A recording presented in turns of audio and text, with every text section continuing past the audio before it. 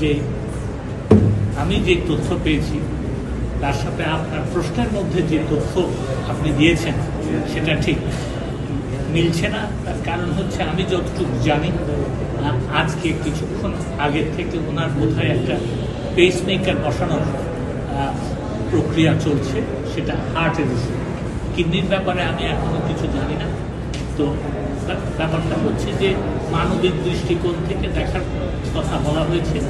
মানবিক দৃষ্টিকোণ থেকে মাননীয় প্রধানমন্ত্রী জননেত্রী শেখ হাসিনা দেখেছেন বলেই কিন্তু আপনার 2020 সালে 25শে মার্চ তাকে তার সাজা স্থগিত রেখে মুক্তি দেওয়া হয়েছে এবং আজ পর্যন্ত তিনি কিন্তু যেই হাসপাতালে তার ইচ্ছা মতো যে চিকিৎসা নেওয়ার সেই ব্যবস্থা করা হয়েছে এবং বিদেশ থেকেও ডাক্তার এনে তার চিকিৎসা করা হয়েছে। আমার মনে হয় যে মানবিক দিক থেকেই আমরা এটাকে দেখছি।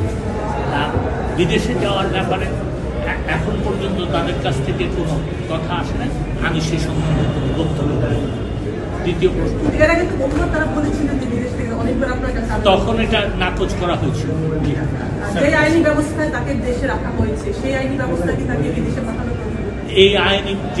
ব্যবস্থায় তাকে তার সাজা স্থগিত রেখে তাকে মুক্তি দেওয়া হয়েছে সেই আইনি প্রক্রিয়া তাকে বিদেশ যাওয়ার কোনো সম্ভাবনা নাই।